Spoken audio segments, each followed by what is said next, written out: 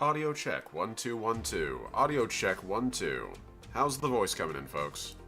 We sounding good?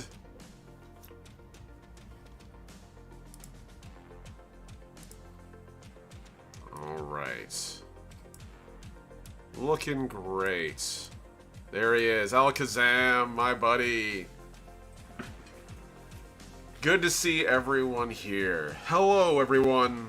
I am the last Omnitect. This is Unicorn Head Studios, and welcome to the first session of Omni Makes Legacy First Flight.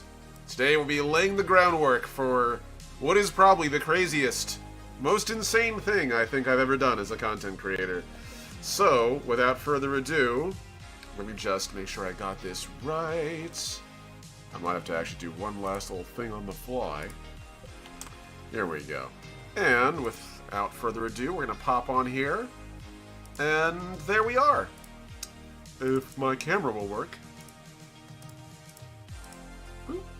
Aha! Perfect. All it took was a little finagling. Hello, everyone. Hope you're all doing well today. I am just kicking it off. Proud of you, bud. I know I'm going to be picking up a copy of Legacy on day one. Thank you, pal. I appreciate it so much. So, let's talk the basics. For those of you who are new to my channel, hello. I'm Omni. Unicorn Head Studios is my little YouTube channel where I do all my TTRPG work. And I make webcomics, TTRPGs, as well as also just general art. I have a Patreon, patreon.com/thelastomnitect, and a bunch of incredible patrons, including Ampersand, Atlas, and Heinrich at Tier 1, Necronomus and Souls Rolls at Tier 2, and at Tier 3, my incredible friend Moss the Mighty, who's currently in chat right now. You guys want to get your name in the game, as well as also get early access to my webcomics and a bunch of other cool perks.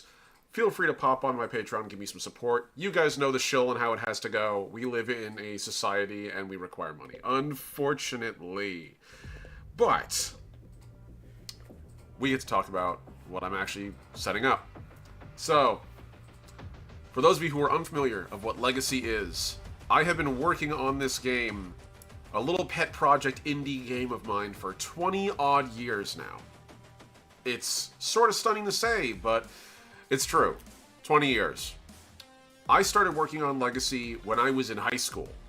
And originally it was just an adaptation of Savage Worlds for a bunch of my friends and I who really liked Armored Core. And back then we called it High Caliber. Well, time changes a man. And as the years go by and the games I ran started going less in the mech direction and more with aliens and space opera, playing Mass Effect was highly formative for me, as well as also a lot of other different properties, getting more into Gundam as time went on. I realized I had a whole science fiction world in my head, and a game system that was so far removed from its original design philosophy that it was a whole new thing. So I had two choices. Either commit to making a Savage Worlds module, bite that bullet and just call it what it was, or drop it, because the amount of effort that was going into it was unsustainable. Until someone gave me a third option. Just make a damn game. Here we are. So, for those of you who are curious as to what Legacy is, let's get into the actual core of it. Legacy First Flight is a fast and light tale set in the world of tomorrow. 400 years from now, humanity has set out across the stars and is part of a vast, sweeping union of extrasolar species. We ply the stars, looking for new worlds to settle. We build machines that can terraform entire stars and terraform entire worlds to our needs. We fold space and time to get from point A to point B, but despite this relatively idyllic setting, not everything is perfect. The world of tomorrow is much like ours. There's many different peoples, many different civilizations, there's struggle, there's need, and you're a citizen in it. But you, as a singular player, have a unique advantage. You can change things. So what'll your legacy be? Will you make the world better? Or will you make it worse? Your choice. So Legacy First Flight has been this thing I've been working entirely myself for years. Fine, I'll do it myself. Yeah, pretty much. So I've been working on this game for many years. And all the art is mine. And you can see that with how some of the older art pieces are moderately okay. They need a lot of work. This is when I was first getting out of, like, first in college, first out of high school, pretty fresh, and getting on a few years past it. This is 2019, so I was in college back in 06 through early 2010s. I changed my degree and eventually just got a general and left. I realized that college wasn't how I was going to get along. It is what it is. But as time went on, I started drawing more and more and realizing more and more my setting. Things started falling into place. The worlds became clearer. The setting became more solid. And beyond the universe, I began to get more hardened mechanics. So now, in the modern era, Legacy is basically a functional TTRPG, and by basically, I mean I've been running a live play, an actual live play on this channel, right here, every 2 weeks, for months, and I was running it on Twitch for over a year before that. And that wasn't even my first run of it. This would be my third playthrough of what is Legacy. So, the system is stable enough to run. Now I need to do the unenviable task of taking what I have had in my head and putting it onto paper. And in case anyone out there has ever tried to do that, well, you know how much of a pain in the ass that is. I spent the past decade slowly building this thing and realizing that it had become this little, like, pet project of mine. But if anyone out there is familiar with pet projects become hobbies, and hobbies never end. I don't want Legacy to die with me. That's the honest truth of it. I'm 37. I've got plenty of years ahead of me. But I don't know how many of those years I'll be able to create and make. And I don't know how much longer I'm going to have this passion for this project I've had. I want to get this world, this setting, this game into you guys' hands. And so that means I need to make a leap. And after years of going, I'll do it next year, fuck it. A couple days ago, I think it was a couple weeks ago, Mossy, who's in chat right now, and I were talking, and I realized I wanted to, like, commit to this, and I'd already been building up to wanting to work on it and get it done next year. And then I was in chat on stream, and I just said, forget it. We'll choose a date, and we'll make it. We'll put a pin in it. And so, February 7th. February 7th, 2026 is my goal to have Legacy feature complete and ready to be published. I've been talking with a couple of friends and folks that I'm personally affiliated with who will publish it with me. I'll actually be having a meeting with them next week. So, crossing my fingers and seeing how that goes. I want to independently publish Legacy because the truth of the matter is I need to decide in what, like, capacity I want to sell it, right? For those of you who don't know, I'm not rich. I'm very, very poor. Don't let the Steve Jobs turtleneck and sweater combo fool you. I'm not a man of means. I'm just a man of taste. And so, as a result, I've got to make plans for how we're going to ship this. I always wanted to hold this book in my hands. So I probably want to do a limited run production of Legacy in my hands as a physical object, for sure. But my goal is to get it out to you all. I don't want Legacy to be like many of the other TTRPGs that I've played. And in that way, I want to open up a little tab here, and we're going to do what I'm going to call the goals. We're going to do the simple goals here. Take this, flip it on its side. You guys can't see it yet, don't worry, you will. Okay. So, let's get ourselves going onto what our objective goals are for producing Legacy First Flight. So, starting at the top. Oh, hold on. We're going to do this in white. Because I am a personal believer in doing stuff in the way that makes it most visible.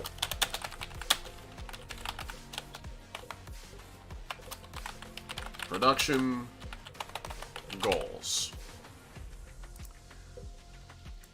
So, when I've been working on Legacy, and I appreciate you, Alec. I appreciate you, Alec. If there's anything you can do to help, let me know. I will let you know. And Mossy is absolutely human accountability. I also have 4 other players and a whole bunch of friends been clamoring for this game for years. So, our first production goals, things I don't want to do, things I do. Things to avoid. Things to do. So, first things first.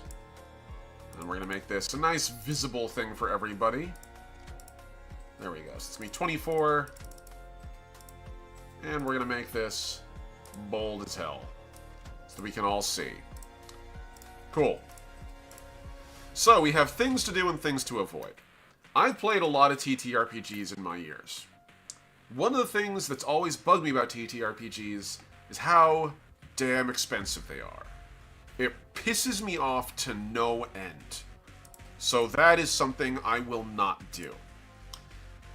As such, what we're going to make sure of is I want to make this something that people can actually afford. So, things to avoid. Nickel and dime. I don't want to nickel and dime you all. In fact, actually, that's about the last thing I would want to do at this point. We are not going to do that. Instead of nickel and diming everybody to death, I want this game to be accessible. Easily accessible. We're going to take this, put this under the things to do. Group that in green. So I can see. There we go. And make that 20. So that means, namely, affordable. I want people to be able to buy this for a reasonable sum. So my goal is, if I want to make things affordable, I need to consider things like, say, and I'm going to put this right under here, PDFs. So, PDF format. Pretty much the easy-to-use option for anybody who's ever owned a TTRPG. You're all familiar with this, what it means. Basically, a digital format. PDF/digital format. And I would prefer it, if I'm being completely real with you guys, if this thing was, like, readily accessible. So I think PDF format for sure. Likewise, also, I want people to be able to get this in, like, a... There's part of me that wants to do a soft cover version of it, if I can. So I'm going to put an asterisk next to this one. So that'll be soft cover. Because I like, as much as you enjoy hardcovers, and I do, I very much like hardcovers, we run into the very serious issue of pricing. They get very expensive. So we have affordability. I think I spelled that correctly, and if not, autocorrect will tell me. Affordability. Yeah, sure, whatever, that's fine. We'll make it work. Okay. So, we have affordability. This means I don't want to ever do the thing where Wizards of the Coast is constantly releasing new editions. So, under our nickel and dime section, I'm going to put things we will not do. Make that red. And we're going to pull that over here. I don't want to be releasing annual editions. That's not happening. I want to live. I want you guys to be able to play the damn game. So that means no annual editions, or I guess infrequent editions. So we're not going to do annual editions. If there's any major updates to the system, I want to make those updates something that we can actually acquire readily. That means, in this case, I want to have... Here we go. Is that the correct one? Oh, hold on. Yeah, that should be the right one. So I want to have online FAQs for minor updates.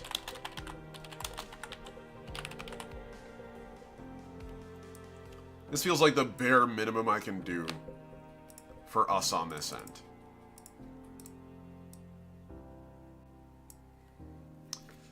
Can't hear because my family's events. Have a great stream, Omni. Thank you so much, Paul. I appreciate you, buddy. That means a ton. So, we're going to have online FAQs for minor updates so that you guys can just download the damn game and then get whatever the latest update page is and not worry about it. I also want to make sure that those updates are minor, and for the most part, if there are major changes or anything that has to change the system, I'll probably address it in future editions, but I want to keep those annual editions as a non-thing. I don't want that to be a problem. So, no nickel and dime. No annual edition. Furthermore, I also don't want to do a bunch of FOMO crap. So in this case... what that would mean for me is that I'm not going to be breaking up a million sourcebooks that are all expensive. So in this case, we're going to take this down here.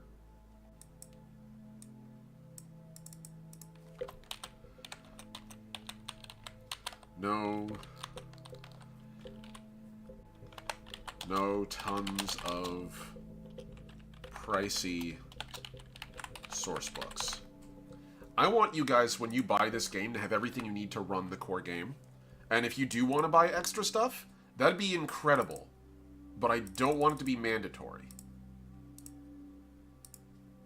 So in this case, I don't know what Talsorian does. I know that Talsorian does free DLC for their games like subsystems, item collection, sourcebooks, etc. every month, I think.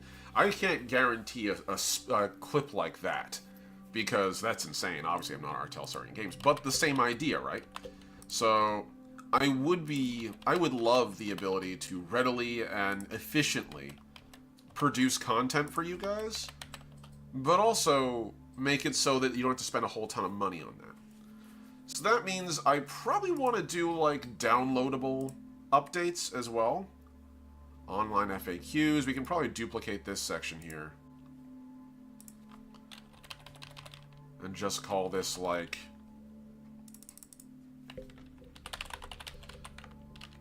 I'll just make this, I guess this would be, like... cheap... I guess cheap expansions. I want people to be able to... cheap, if not free, expansions, for the most part. I want folks to be able to get what they need and get going pretty quickly. And whenever I expand something, I want people to be able to... if they have to pay anything, a minimal amount. Things I do want to also avoid, and this is really important. I want to live. That means that I want to value my work.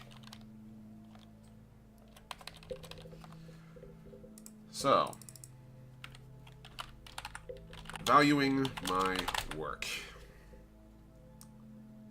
In this case, I should say devaluing my work.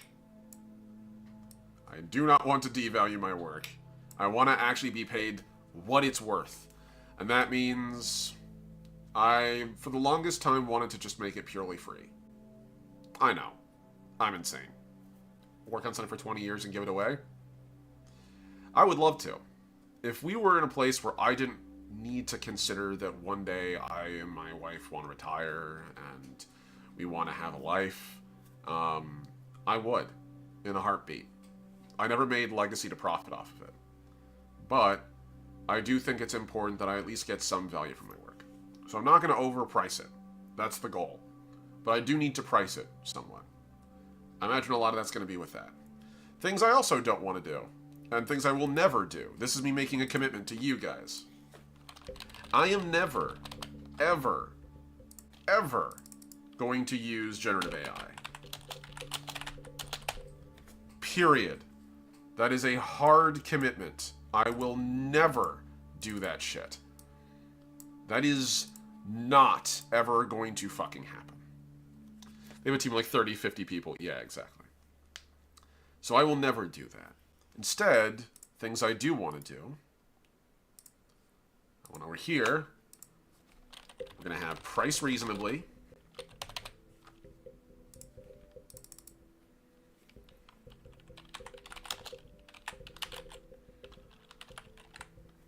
And below that, make sure that all art assets, all art, writing, and game rules are made by human hands. Namely mine. So these are our production goals, things to do, things not to do, but this is just what I want to make in terms of like guiding ethos. So we're just going to take these, put them together, and I'm going to put one extra special one right here. This is going to be guiding ethos. We're going to put this here, and we're going to make that a white. Cool. So we've got these basics, but let's talk about what I'm actually going to need to do in terms of, like, what I'm going to need to do for the actual game. So we're going to take all these, we're going to group it. Production and sales ethos. Let's duplicate this and make this about the actual production goals. So, what needs to go into this? Things I have to do, and this is where we're probably going to change things up a little bit. A lot of this is all going to probably get deleted. Hold on. There we go. I was wondering what the hell's going on. That's interesting. Cool. So we're going to go into here, pop down on everything but that.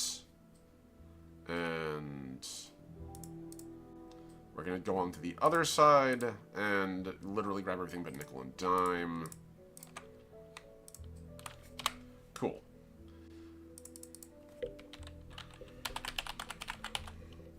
So things I have to do. At the moment, Legacy is currently in a pretty horrific state. And I'm going to call this, instead of things I want to do and things I'm not going to do, we're going to call this things I need to do, I suppose.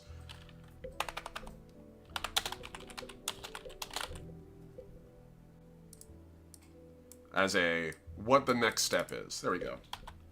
Next steps. So, first things first. In its current state, Legacy is split across multiple documents. That's a bit of a problem. If you want to play Legacy right now, in order to play the game, you would have the beta pack, which is the core document. And by core document, I do mean core document. As you can see, there's a fair bit of empty space because a lot of it still needs to be completed. Most of it needs to be padded out. But the actual core rules are there, including but not limited to our basic core, I guess you could call them classes, careers, would be starting packages more accurately. The basics of most of the rules and how to use equipment. The beginnings of the arsenal and armory are on these pages. A list of, at the very bottom, all our keywords and a glossary for it. A couple little blurbs about lore that need to be expanded. But most importantly, character creation and basic gameplay are mostly all done. The actual core of the system is complete. Now it's just dotting I's and crossing T's. But the problem is the beta core book represents what the finished packet will be. The finished pre-publishing document. And we run into an issue because it's not complete enough to use by itself. I need to supplement it. So if you were to play Legacy, you would need the beta core book document, the first flight rules cheat sheet, the arsenal catalog, and the lore primer. I need to combine all four of these documents into one standing document in order to complete production of Legacy First Flight. That's the requirement for me to do what I need to do. So, I think we can summarize that with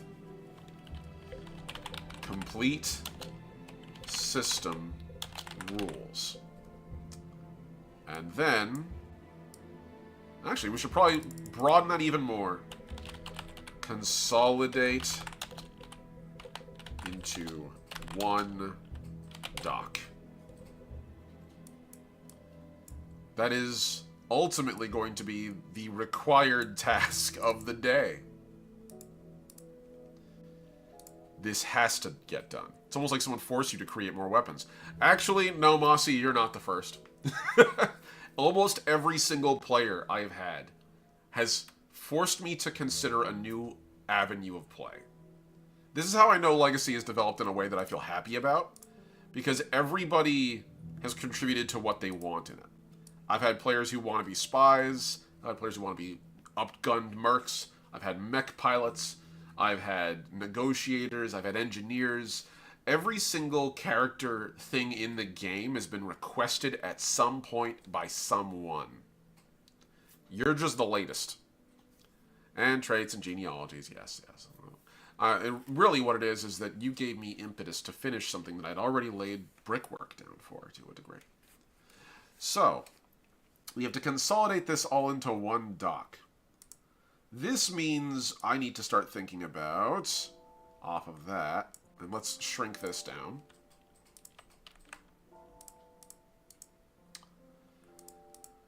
So to get one doc out of this requires that I need to take our actual, like, little subfiles here. A little weird that turned out the way it did. Okay. So our next steps. In order to do that, I'm going to need to complete rules. Complete core rule mechanics. At the moment, the issue I have is that while those core mechanics are functional, they're all in a draft state, which means they need to exit draft state. So the issues that need to be completed for the core rule mechanics, and I'm going to walk you guys through it. And in fact, let's do it together. I'm going to open up the beta document, and we're going to see what needs to be finished. So the core rules of the system are basically done. This is everything you need to play the game. But we do have a couple of little nuances. I need to expand and finish the rules for actions. Okay. So, complete list of actions. I'm just going to write it down as list of actions. Next, as we go down, I need to finish the rules for threat rating, which I have completed. This need to be written down. So in this case, not threat rating, but threat radius, or just threat. Really, we should just call it threat. So in Legacy, when you have two characters next to each other, as opposed to a lot of other systems which have like the adjacent spaces, I have broadly codified this as a concept I call threat. This is your character's area of influence around the area about them. This does lead us into another topic about what Legacy is. Legacy is a system that utilizes either gridded or theoretically, you can use just standard wargame style tables with inches and rulers to measure combat. It does have more granular combat as a feature. Does it require it? No. I don't think this is like, as an example, Dungeons & Dragons, where so much of the core system is steeped in combat, that if you don't play a game of Legacy with combat, it feels like you've left 2/3 of the book behind. Legacy is a system that actually has just as much built into non-combat as it does into combat. I want players to be able to run a game that's purely narrative, with no combat at all, and feel comfortable. I just don't want to lean in it as much as, like, as an example, World of Darkness does, or Burning Wheel games, where World of Darkness technically has rules for granular combat, but they're objectively bad. I'm sorry, I've played like so much World of Darkness. The hardest part of World of Darkness is combat. And if you ever try to play World of Darkness on a grid, God help you, you're a maniac. I've tried. and it's not very optimized for it. It actually kind of punishes you for doing so. It prefers to keep its combat highly narrative, and the game system is built around that. I want Legacy to be capable of granular combat, because I have a lot of friends who are wargamers, and a lot of friends who play more granular combat games, like Dungeons & Dragons, as an example, and they want to have fun with it. And I do too. So we're gonna feed that. So as a result, we have lists of actions that you can do in combat, which include movement. It's a movement, standard, free, reflex, and reactions. Those are the big 5 out of everything. You can basically boil everything in the game down to those actions. So we need to finish the rules for threat. Below that, we already had the rules finished for death and dying. Those are actually in other parts. Character creation is complete in terms of its ability to get a character out the door. However, we need to fill out fluff in that. So this is character creation process. We'll just say polished character creation process. There we go. We'll reduce this a little more. And I'm going to make that just a slightly paler thing. Here we go. Cool. So next we have our character creation process. And I'm going to just swing this bad boy out a little more. Make that a little more yellow. Okay. So our character creation process, even though it's more or less done, does need some work. And that is namely in our fluffy sections. I'm just going to pull this down further, because I can. Here we go. And we're going to start from the beginning. We'll do it up here. Okay. So, character creation. Finish lore. I actually have tons of it already. It's just, much of it's not on the actual character pages. I need to also make sure that... I feel like this is something I should put at the end. I'm going to call this a polishing pass at the end. Next steps. Polishing. And editing. Polishing, editing, proofreading. Okay. One of the things I know that I need to work on at the moment, I'm going to put this in blue, because I know I'm going to need to go way down for this one. I need to get all the actual, like, terminology and legacy on par with each other. So, we need to make sure that terms and, let's see, rule terms and verbiage is consistent.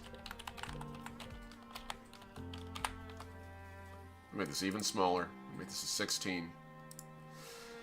This is a thing that I think a lot of people don't really often consider when they're doing a game, is that when you've been making something for as long as I have, it's very easy for stuff to just sort of change names. One week you're calling something initiative, the next week it's combat initiative, next week it's turn initiative, swings back around to initiative again, and then you stop using the word initiative altogether and you go order, turn order, round order, circuits, and eventually before you know it you're like, oh, I'm using a million different words to describe the same things. I need to make sure the rules, terms, and verbiage are consistent through the entire book. That's going to be a proofreading and an editing issue. So, now that we know that... hello? Did that just turn off my camera? Oh, I see what happened. Got it. Sorry. Every once in a while, you know, OBS can sprint out of your control. Gotta keep an eye, gotta keep a close leash on it. Otherwise it gets uppity. That's not good. So, as I grab this... Yeah, I redid the names for Stuff and Spliced and Blood in the Gutter like 10 times each. And I've been doing this for 20 years. I guarantee you there's rules in here that don't even exist. So rule terms and verbiage are consistent. Next thing that needs to happen. I need to clarify and update old systems.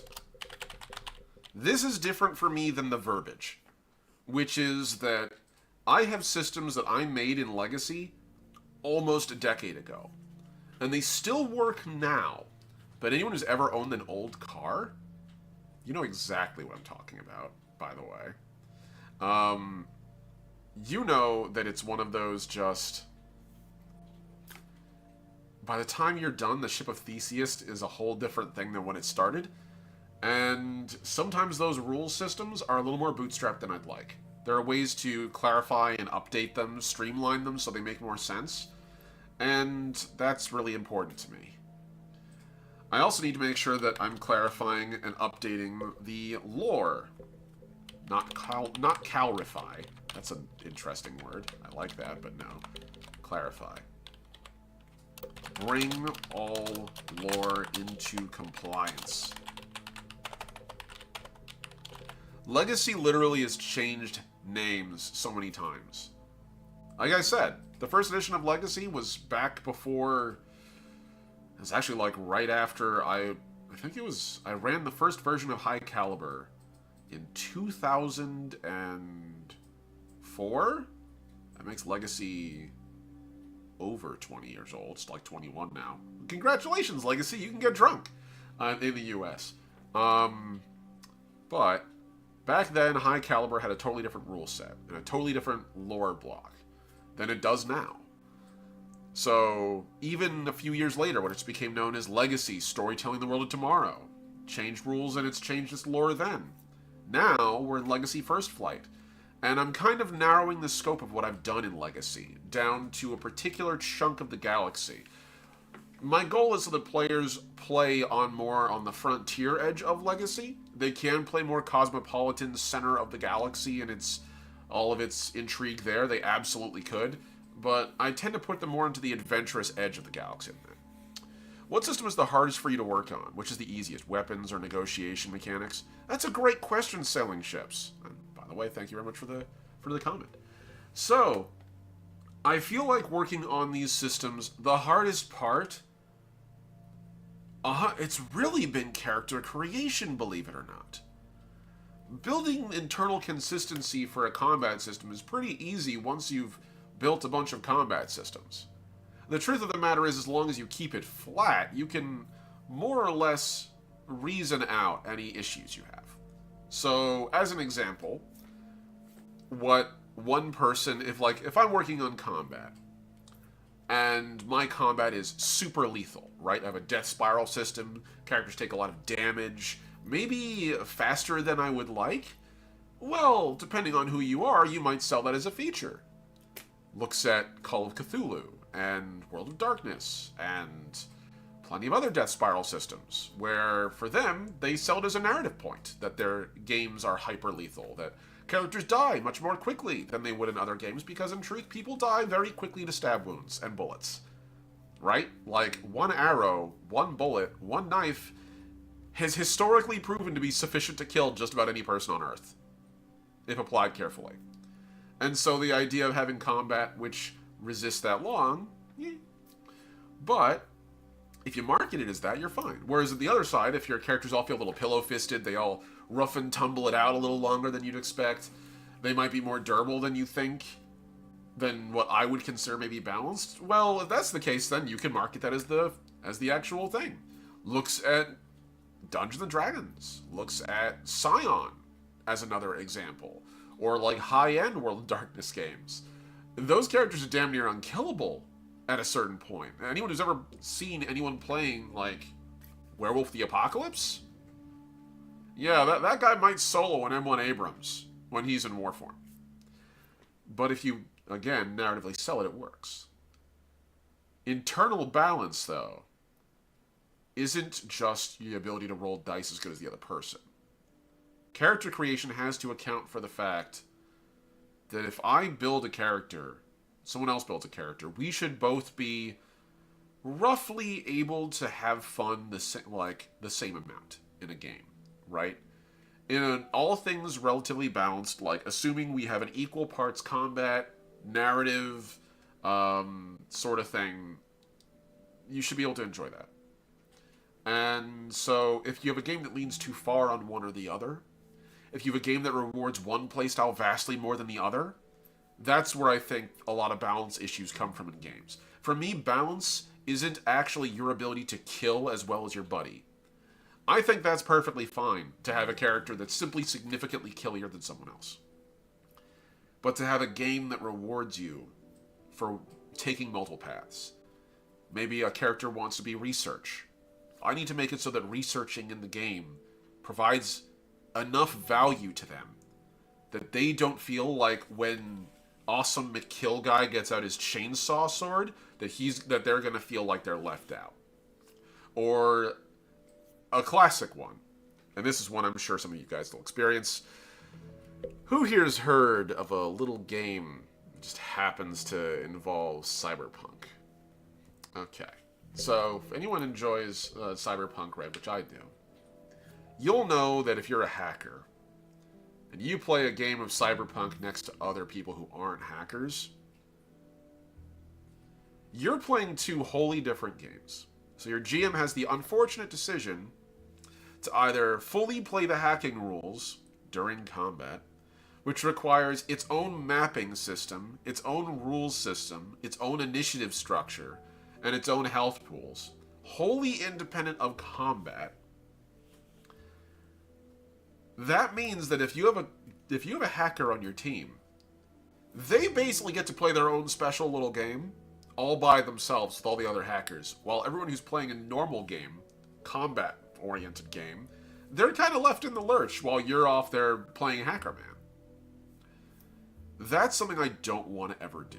Netrunning is such a pain. Absolutely. I know. I played a netrunner. I remember when I was playing with Red, I had to repeatedly go like, hey man, I know we're not going to run the core system, the rules, like we're not going to do the whole thing. I just need to know what parts we're going to run so our players don't go nuts, so your players don't go nuts, and I feel like I'm having fun playing a hacker. And I feel like that's a failing of a system. Unless you're all playing hackers in Cyberpunk Red, or you're all playing like netrunners in Shadowrun or the equivalent, it's kind of unfun to play next to them. I never want that in Legacy. I want players to be able to have those styles of experience where they can go and have their little subsystems, but those subsystems have to be able to play at the same time as everyone else. They need to sit together and mesh neatly. So in Legacy, when I was making these 6 core species, or the 6, not core species, the 6 core playable game types, I guess, what would we call them? Careers, that's right. So when I was working on the 6 playable careers, those would be, opening this up so you guys can see very quickly, we have engineers, jockeys, negotiators, and hold on, let me just make sure I've got this correct for you guys to actually see. I realize my camera's not on that. There we go. Engineers, jockeys, negotiators, operatives, researchers, and soldiers. Each of them needed to be able to play together. So as a result, everyone does have subsystems, but they're shared across multiple classes. So as an example, if we were to bring a engineer and put them in the same party as, say, oh, I don't know, a researcher, as an example, both of these characters need to have access to similar technology, or at least they do in my mind. So researchers and engineers both have access to rigs, which are basically the equivalent of my sort of equivalent to a magic system. Tech rigs allow you to manipulate, not the laws of physics, but basically to use science to affect the environment directly. It's basically like carrying a chemistry pack on your back, but those are built around specific fields of study. So you can have a particle physics rig and literally fire Kamehameha waves and create hard light constructs. solid charge energy constructs. You can have a optical science rig and become invisible or fire lasers. You can have a thermodynamics rig and literally create fire. A chemistry rig and create solid objects and corrosives out of nothing. Literally make terrain. Stuff like that. Both of these classes have access to it. But they both have access to a system that the other doesn't have. As another example, engineers and soldiers both have access to hard suits, which are kind of like Fallout level power armor. But also, researchers and operatives both have access to hacking modules, which allow them to both hack at the same time. So this one means that you don't have as much of that class-based, I can do a thing, you can't do that thing, so I get to have special me time experience that certain systems have. And two, all these things happen at the same time as everything else. So when an operative pulls out their hacking rig, their hacking module, and they begin using programs, I don't say, okay, we're going to go and do the hacking thing now. Instead, they have a system where basically they get access to special actions they can do during their turn. And in doing so, they do it during their turn, using their standard free reaction and reflex actions and movement actions, in the same way everyone else does, to keep things moving along. I think that's one of the few things that Dungeons & Dragons, in retrospect, does really, really well. Dungeons & Dragons does a really good job of taking a bunch of different people, putting them in a space, and getting them all to use the same equivalent action economy. Do they all do it equally well? No, not at all. Anyone who's ever played D&D knows that depending on your edition, your ranger is either absolute garbage or phenomenal. Your monk is either absolute garbage or phenomenal. Your barbarian is completely useless or incredible. Or your warrior is either the most versatile thing on earth or stay home. Or if you're a wizard, you just consistently have been one of the most fed classes in history. And so they're not very good at internally balancing in that way, but a bard, a monk, a ranger, a druid, a wizard, all of them use the same action economy and time frame of play. Druids don't go, okay, now to go into the druid phase, and everyone else goes and gets a 5-minute break. They cast a spell from a different lore that might do different things, but it functions in the same economy. So that's been probably the hardest part of developing the game. And it took the longest time to think about how I wanted to accomplish that. And that's how I ended up on the career paths. Careers are not classes. You're not hard locked into it. Legacy has a la carte character building system. When you get started, you choose your species, you distribute your attributes, and then you get a bunch of bonuses from your species. You choose which disciplines, think skills, as well as also proficiencies, think career skills and knowledge-based skills. And you stack them all together, and that gets you your core stats. You then choose a career to represent what your character did before they became an adventurer, before they became a voyager, as the game calls them. And then you take the modifiers, the bonuses you get from that career, which are modular, and you add them onto your character. This means that each character is very wildly distinct from each other. Even two characters with the exact same species and career can behave vastly differently than each other, depending on which direction they want to lean for their character development. And after their career, you can buy anything you want in the game with experience and coin. So if you start the game as a soldier wearing a hard suit, focusing on guns, that kind of thing, but maybe you want to lean more into being a negotiator and you want to be a little bit more diplomatic, you start feeling like more of the party face, you can go and train as a negotiator. You can gain the negotiating bonuses that a negotiator has. And for them, negotiators, this is, you know what? Sailing ships at sink, that was the hardest part, I think, of the whole damn system. Reimagining how you make a bard. I think that out of all the systems in the entirety of gaming, all the failings of all fantasy systems I've seen, or many fantasy systems I've seen, most systems actually, is how bards operate. Bards face characters is pretty universally disappointing to me.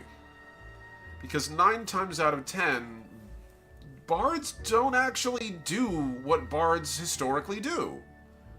Historically speaking, negotiators in real life, they're not really just another breed of fighter. That's not their shtick. It's never been their shtick. Instead, their whole thing is they use their ability to compel people, but it's not magic.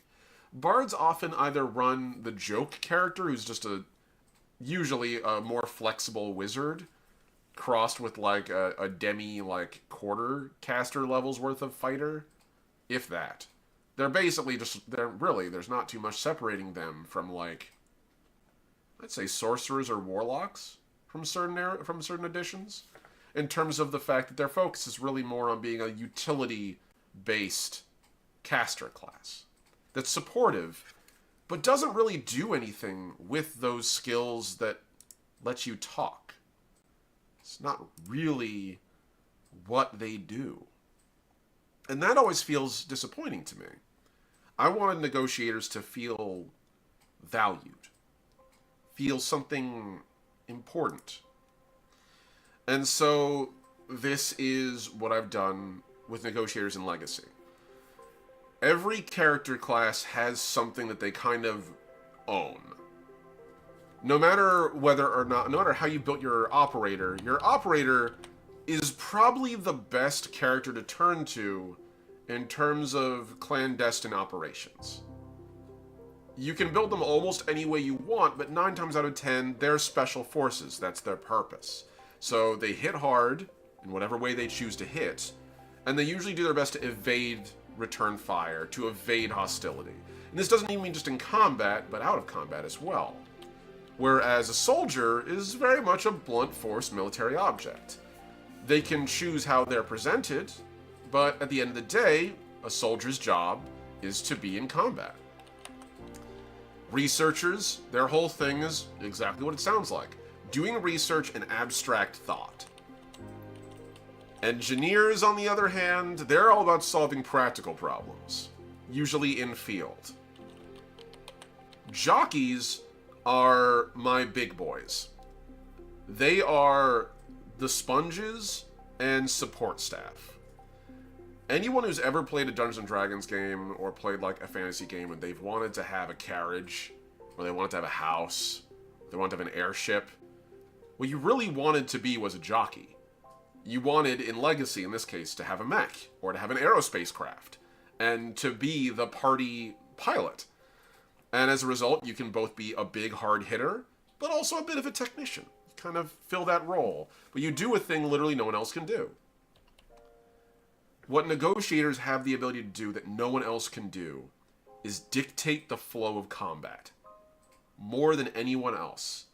And out of combat, dictate the flow of conversation. They literally have their thumb on the ability to manipulate circumstance. No other character has the ability to initiate a surprise round with characters that have been visibly, like, in a conversation. Negotiators can. Negotiators, likewise, can end combat.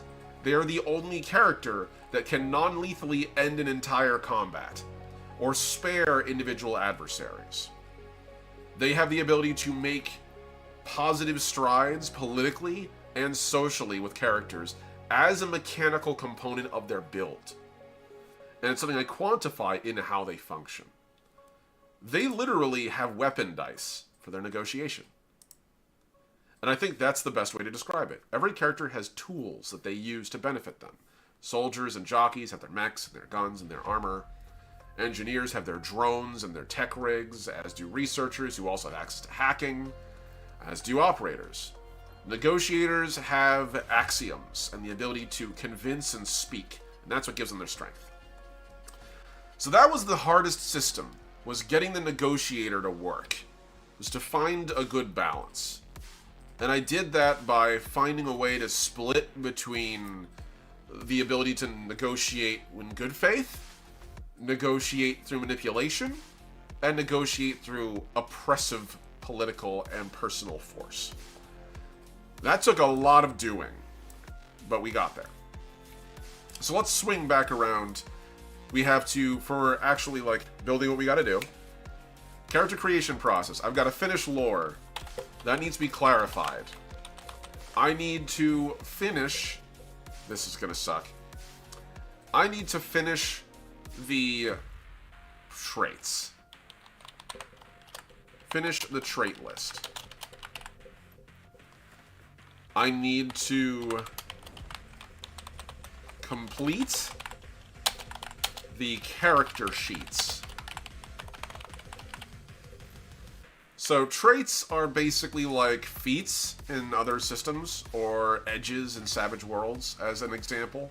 So they're kind of things that let you tweak how your character behaves. As an example, your character can take one of the probably the easiest ones would be Brawler. Your character's particularly skilled in unarmed close combat techniques, and they count as having every unarmed melee attack gets a d6 weapon bonus. They basically are carrying around a short sword in their bare hands, and that includes in grapples. But they also can be things like, as an example, the Cavalier trait, which allows you to actually have your character ride a vehicle, and not like just a jockey, but like a personal hovercraft or a riding animal, and actually fight off of that to advantage. And many of these traits also have trees. As an example, one of the most common ones would be, I think luck is probably the best one to use to describe it, which would be lucky. I'm going to zoom in here so you guys might be able to actually read this.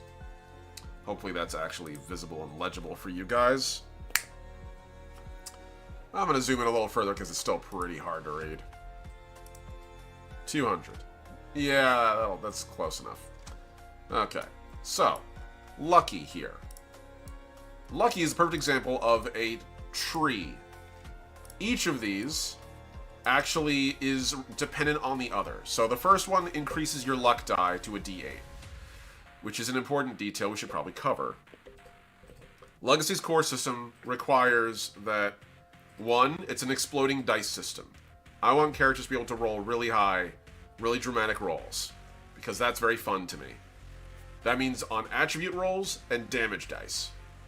2, I want a luck die in my system, which I have implemented for many years. This is basically an extra die you roll with any attribute roll. You can choose to either use the result of that luck die or your attribute die for your rolls. So that means that you now have some, in addition to capability of rolling really high, you also have some redundancy in your rolls. It cushions your roll results, specifically for players and for major characters in the system. So for anyone who's ever rolled a natural 1 on a game and been like, why? You can still roll a critical fail, but you're a little more insulated from that. And then finally, this is a death spiral system. A death spiral system where upon death, your character has a couple of options to improve and benefit their next character. Hence why this is called Legacy. So when we go back to our traits, some of these traits actually require that you have access to the trait ahead of them. Lucky gets you really lucky eventually. Gets you offensively lucky, if you so choose to take it. But in order to get the next one, you have to get the first one. So, I have tons of traits, but not all of them are done. Any of you see orange, that needs to be clarified, or needs to have its rules finished. And I also have a ton of them that just need to be finished completely. I also have a bunch of ones that I just really want to do all together, like, that I just need to create from the beginning. So, I need to complete the trait list. That needs to get done. That is where the core of character diversity comes from more than anything. That's where gameplay actually twists and changes. The character sheets, on the other hand, need to get finished. For those of you who've never seen a Legacy character sheet, here you go. Here's your first peek at one. This is the old Legacy I guess this is the Mark III beta build, is what I called it. because the original version of this was the Mark II, I guess it's technically the Mark II beta build, is what it should be, not Mark III. I think it just got misspelled or mistyped. So the old Mark II is what we're looking at here. In the middle, we have a nice area for your character details, your personal information, and a little character portrait goes in this space, if you want to draw it. On the left, you have your attributes and your direct character properties, the things that affect your characters most day to day. Your skills and your proficiencies are on the right. These are the modifiers to your core attribute roles. And then finally, you have your character traits listed down here, in a section for notes and inventory. It's a start. But I have some gripes with the old design. You also have an area for wealth, too, in this little empty space I don't know what you do with. My first and biggest gripe is the way this has been laid out. I don't think the layout's very intuitive. I think the issue you run into with this layout is that whenever you incorporate a circle like this, it makes it very difficult to fit stuff around it. The original version of the Legacy character sheet actually had a pentagon in the center, and had each of the 5 attributes on each point of the pentagon, and below each of those attributes, it had all of the different disciplines that are attached to those attributes. Which I then ran into the realization that I don't have an equal number of disciplines scattered to each attribute. Unacceptable. So that changed to this, and I think now when I go back and redo this design, I want it to be a little cleaner than it currently is. It's a bit of a mess to look at. The eye kind of goes all over the place, and it tends to focus more on the character portrait than it does on the actual stats. I want to change that. This is the current aesthetic of the construct record sheet for Legacy in its final state. This is the final construct record sheet. This is designed to be more streamlined. It's cleaner, it's more friendly to print, because at the end of the day, I want to make it so that each of those black areas I can turn on and off and just not have them be filled. So if someone wants to print this out, they'll have a lot less of a hard time. It's actually printed to a specific letterhead print. This will be printed on any computer printer ever with no squeezing. Really makes that easy. And on top of that, it lays out all the information in neat, easy to understand spaces. You can tell immediately where your eyes are supposed to go. This also leaves a huge area open for people to draw their mech. Now, I'm going to have to do a lot of reworking to take this template, this style template, and apply that to the character sheet. Things I want to expand the notes and inventory section, and I want to make a back to the character sheet, an official back to the character sheet. So you can either print 2 pages and have them back to back, or print it double-sided and have access to it. Because I want players to have greater access to their inventory. I want them to have greater access to extended rule systems they might have as a result of their careers. And I also want them to have more ready access to the ability to take notes and doodle. One of the big beefs I have with this old design is I actually don't like laying out these squares, these spaces, because it limits the amount of what you can do in this area. There's plenty of disciplines, more than I provided lines for here, and I want to remove that.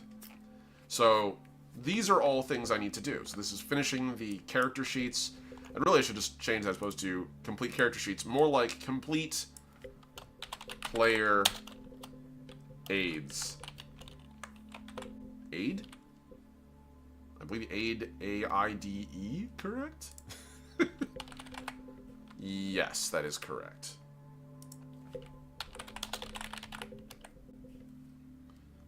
Alright, yes, that is correct. So, that's something I definitely want to do more of.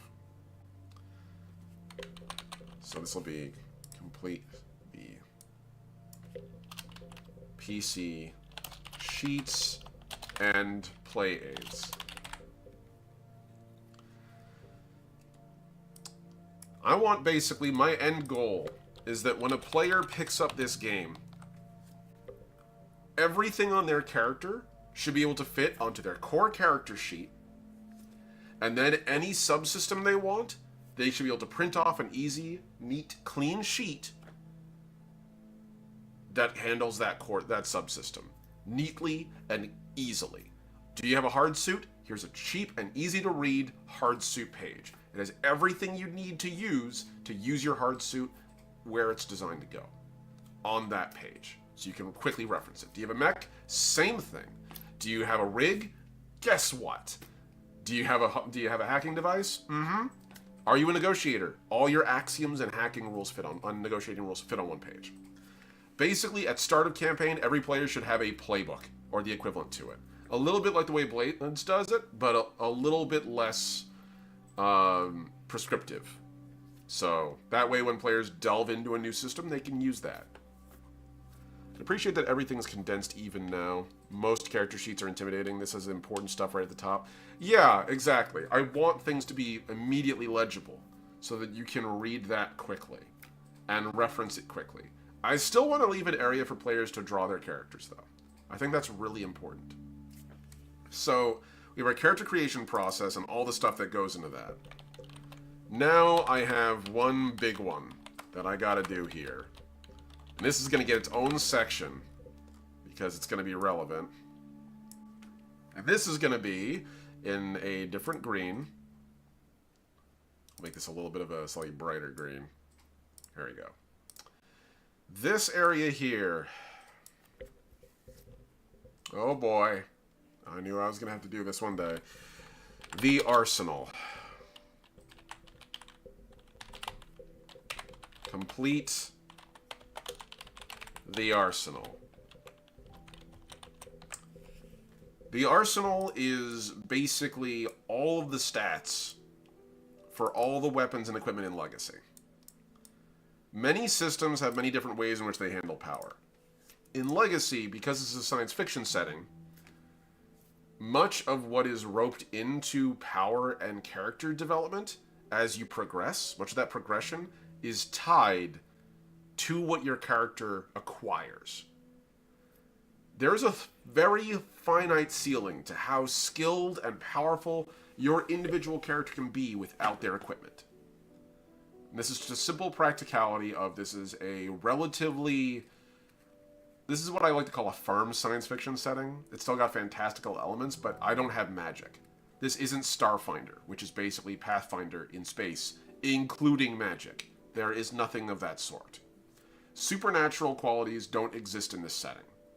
Not really. So as a result, everything is stuff you can buy, purchase, or upgrade. Which means the items are really important. And I have, after many years of gathering items, and I have just a whole section under equipment, right here, which is just detailing how each of the different subsystems work, and then a giant list of all the gear, and this is not exhaustive. This is just the start of what I'm developing. This needs to be consolidated and digestible. So my thought was, as opposed to making a million different guns on a million different pages, we're going to consolidate that significantly. And I'm going to show you my goal for that. That should be over on... I'm going to open this over here. First Flight Campaign.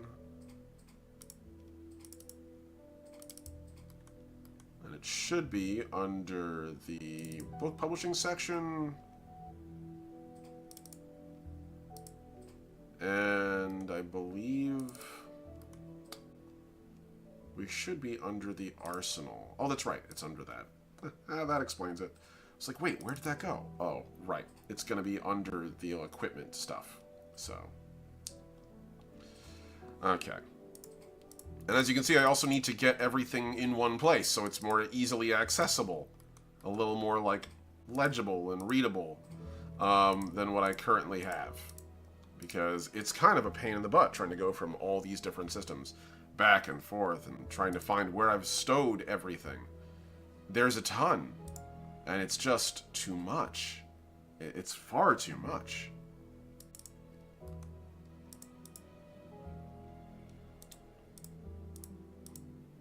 Where did I even put the damn thing? Here we go. Oh my god, it took forever to open up. This. I want weapons to be consolidated onto one page for each weapon family. So, all the auto guns, one place, right here. It'll be easy as pie to understand and interpret at the end of the day. Each of these different sections has a very easy and simple purpose. On the left of the page, I have a section where, and this is meant to be literally a 2-page fold open, basically, where I'll have a bunch of lore, some art and details on how those look, just to make things simple, as well as also different manufacturers. If you open to the left page, it'll tell you everything you need to know about what the type of weapon you're using is. So that way, if someone's picking up a very exotic weapon, or they're picking up a very grounded weapon, they can immediately see, why does this weapon exist in the setting? This is the lore they need to know about how they work. And you know, not all of that detail needs to be extrapolated into great depth, but this is a setting which is science fiction, so a lot of the weaponry might have nuance and weirdness. On the right is all the base weapons of that class. You have a civilian market model at the top, which is the easiest to access one. You have a surplus market model, which is the improved, slightly more dangerous version, the mid-game upgrade. And at the very end, you have the military grade model, which is the end-game upgrade. Also, on the left, I want to have a little section that'll give me access to different manufacturers, a tiny blurb about what each manufacturer, who they are, how they build their weapons that's weird or different, and a tiny set of modifiers that can be applied to these weapons. The reason I'm doing it this way, as opposed to having a gigantic wall of guns, is because I've implemented weapon building, weapon tooling. What's the word? Oh yes, that's right. Weaponsmithing. Weaponsmithing is now a core component part of Legacy. And modding and unmodding your guns will dramatically change how they function. That is how I get around having a colossally huge arsenal of guns and weaponry. Take a core gun, allow you to put mods on it that change its behavior, allow you to take them off and sell them. That is the core goal. This is still going to be a massive amount of stuff to squeeze in, because these are just guns. I will need to do that for armor, gear, and other systems, including but not limited to projector rigs, hacking modules, hard suits, walkers, which would be, in this case, the mechs, aerospace craft, and the equipment that they carry. This is just a taste. All that's got to go. See, I hate that mechanic in an open world game, but it's in an RPG. It's really cool because it allows for customization as opposed to necessary bloat for farming. That I hate. So this is a personal thing. This is a personal thing and a driving core reason the game system works the way it does. I can't stand when D&D has a game or has a sword that you pick up as a magic item.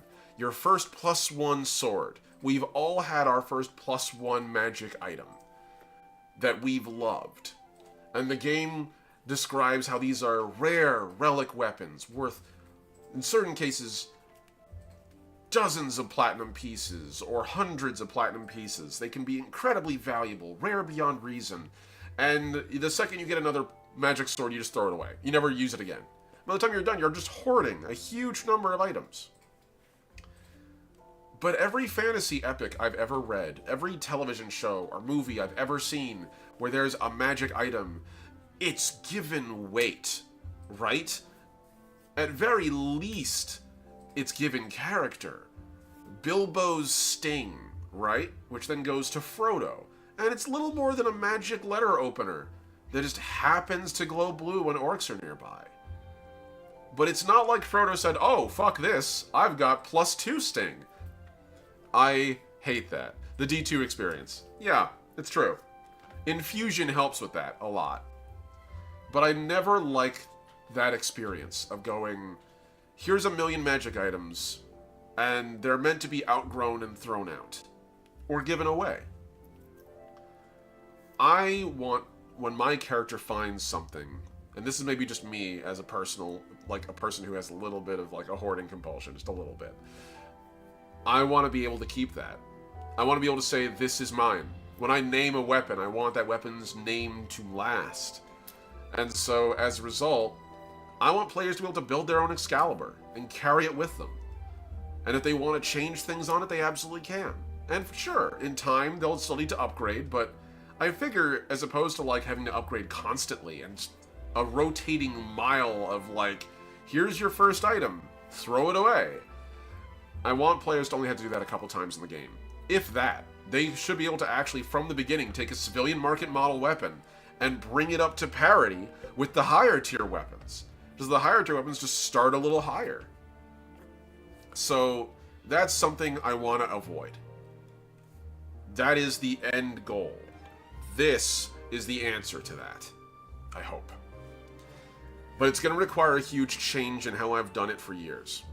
Because the truth of the matter is, well, I'm just going to show you. When I say I need to gather myself together, I mean I need to a lot.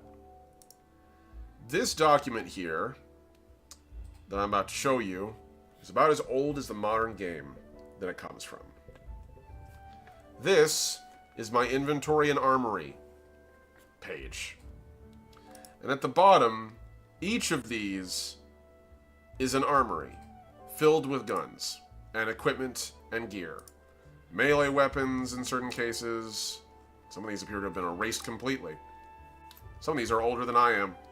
And I've been slowly transferring them bit by bit. Here we go. Yeah, these are all concepts and stuff. Those were templates. Here we go. So, as an example, guns, melee weapons, armor systems and support armory, rigs, and the abilities that are attached to them. A civilian market specifically for Mirage Collective, one of the producers. Surplus, specialist equipment. And it goes on, and on, and on, and on, and on, and on, and on, and on. And it's all basically the same thing. And I realize this is because I actually built this system off of Armored Core. And Armored Core is infamous for this. Armored Core and Soulsborns are infamous for giving you a billion weapons that you kind of just migrate through as you need. And that's great to a point.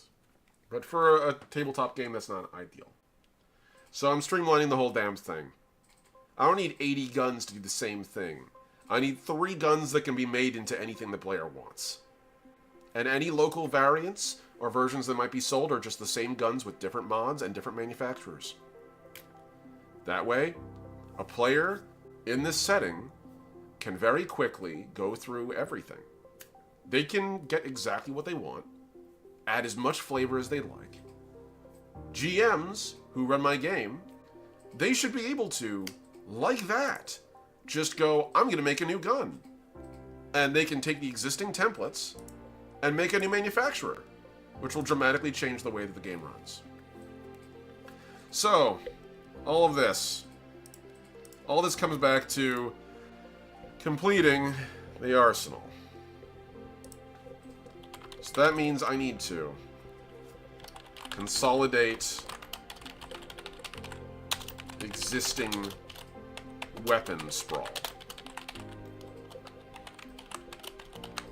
I need to complete, or I should say completely codify weapon crafting. Let's change that. Gear crafting. I need to do the same for armor.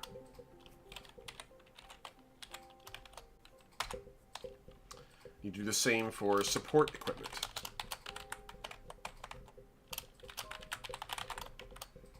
And it's just going to keep going, because we're not done yet. I'm actually going to take this part here. We're going to make it its own separate section. Because I'm going to need that. There's that much to do. We're going to make this into 2 rows here in this particular section.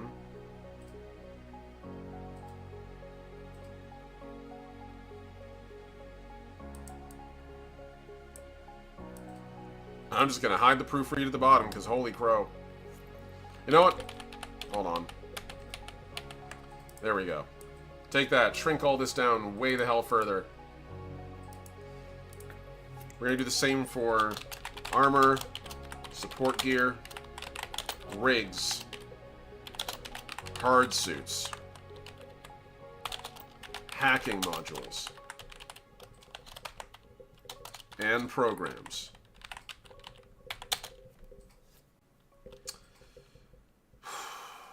This is going to be next thing. We have hacking modules, hard suits, programs, rigs, and I guess for them that would be the programs as well for their abilities. We have the mechs, so that's going to be walkers, aerospace craft, I guess, aerospace craft, mech equipment, and then finally, this is the biggest thing I want to have in there. I'll also need to put in their training as well. Negotiator training and axioms. Then finally, the last thing I need to do for the arsenal, base building. I actually have a system right now in Legacy where you can build bases with your party. And I think that's really important. So we're going to keep that.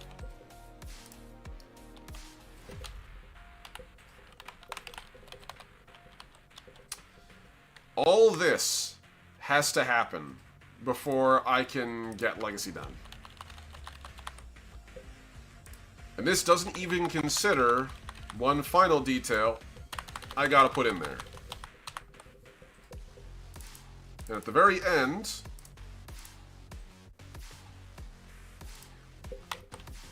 I'm gonna go and grab all this. Make it pretty.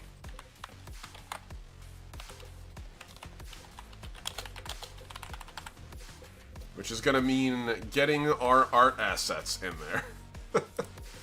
Oh, God.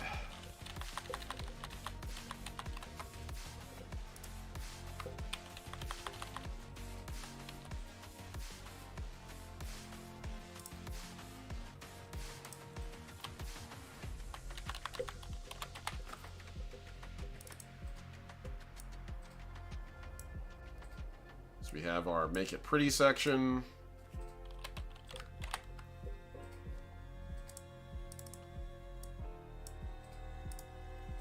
And that means art assets, layout, and then one final thing I'm going to put in there as well. And that's writing. I want to have little writing blurbs for each part, for each chapter. So this is everything that it's going to take Legacy First Flight from a bunch of pieces of art that I have and turn it into a finished book that you all can have in your hands. I think I need to start somewhere. So, this week, I'm going to start off by finishing the core rule mechanics. That includes the list of actions, threat, and the character creation process. Goal for week 1 set. So with that, I'm going to get to it. Thank you all so much for tuning in. I will be doing this every 2 weeks, and the next time I join, I will actually be doing more of the work underlying the system. The creation of it. So we'll be doing an update on what I've achieved, what the plans are for this coming week, and showing a little bit of my work. As well as also, hopefully, doing a little art and getting things going. I hope you all had a good session. I hope you all enjoyed this. thank you guys so much for joining me for my first Omni Makes. We'll be back in 2 weeks with the next session. Take care, Voyagers. I'll see you out there.